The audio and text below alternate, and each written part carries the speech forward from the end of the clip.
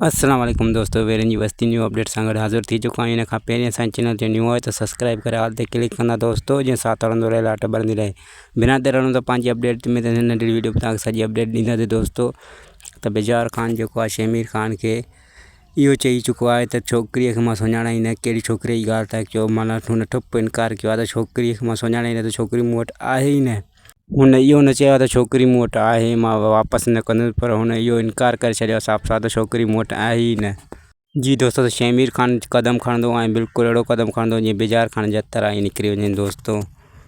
जी त दोस्तों, next episode में बानो जे लाइ कपिड़ा ॾिना वेंदा। बेजार ख़ान जा माण्हू कपिड़ा खणी ईंदा हुनजी चेंज लाइ, पर हू उन्हनि खे मोटाए उहे कपिड़ा बूथ में हणंदी। जीअं त बेजार ख़ान खे उहे चई चुकी आहे त तुंहिंजी शान शौक़त, ऐशो आराम, बंगला, माड़ियूं मुंहिंजे आॾो का बि हैसियत नथा रखनि। मां उन्हनि खे थुक बि न हणां, मां पंहिंजी इज़त खे मां मथां थी सम्झां दोस्तों।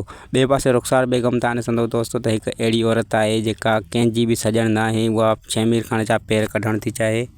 जी दोस्तों, रुख़सार बेगम शमीर ख़ान खे बेजार ख़ान जे साम्हूं लाहींदी ऐं हुनखे ॾटा ॾेई चवंदी त बानो खे अगवा कयो अथनि त तोखे छॾाइणो आहे, ख़ान बहादुर जी जाइ ते तूं आहे ॻोठारनि जो सहारो। अहिड़े हिसाब सां हुनजो सिर बि खणाईंदी बेजार ख़ान ऐं शमशो जे हथां, जीअं अकेली वारिस थियां मां ख़ान बहादुर जी मिल्कियत जी दोस्तों।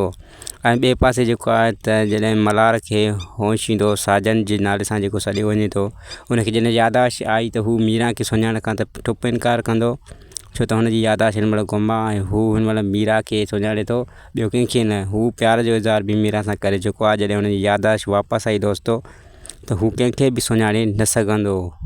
फ़क़ति हू पंहिंजी भेण चांडोकी ऐं मूमल खे ॻोल्हींदे ॻोल्हींदे पंहिंजे ॻोठ अचे पहुचंदो दोस्तों, जॾहिं हुनजी यादाश्त वापसि आई। जी त दोस्तों, हीअ हुई असांजी अपडेट। वधीक अपडेटूं ॾिसण ऐं ॿुधण लाइ सब्सक्राइब कयो असांजे चैनल खे। ख़ुदा हाफ़िज़।